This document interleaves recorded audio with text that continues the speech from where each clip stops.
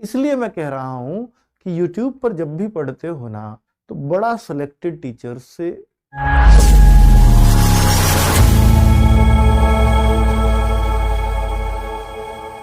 क्योंकि आजकल लोग भटकाने वाले बहुत मिलते हैं। YouTube पे भी आपने लगातार देखे होंगे कि यार YouTube को बहुत ज्यादा देखना भी ना आपके मार्क्स को डाउन करना रहेगा, क्योंकि आप कंटेंट सिर्फ अपने दिमाग में भरे जा रहे हो, लेकिन कंटेंट भर तो लिया।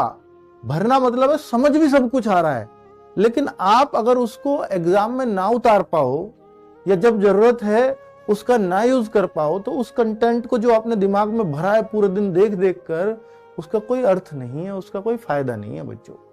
इसलिए मैं कह रहा हूं कि YouTube पर जब भी पढ़ते हो ना, तो बड़ा सिलेक्टेड टीचर से उस टीचर के सिलेक्शन में समय लगाओ।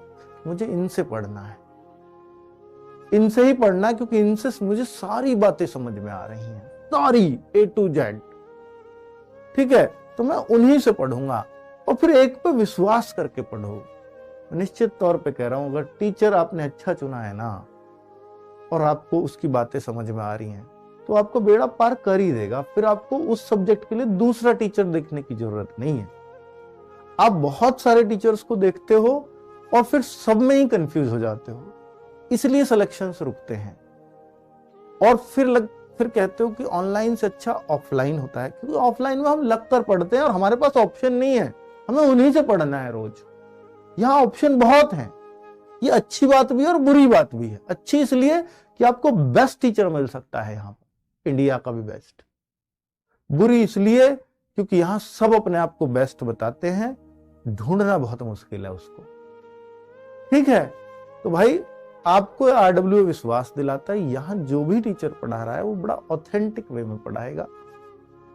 अगर आप यहाँ के अपने सारे सब्जेक्ट के सारे टीचर्स चुनना चाहते हो, कभी धोखा नहीं खाओगे। बस बशर्ते ये बात हो कि भाई आपको जो टीचर आपने यहां से भी चुना है, क्या आपको उसकी सारी बातें समझ में आ रही हैं? अगर आ रही हैं तो फिर कहीं मत जाओ, नहीं आ रही हैं तो फिर ऐसा खोज लो कि जिसकी तुम्हें आती हो, जिसकी समझ में आ जाए, उसको खोज लो।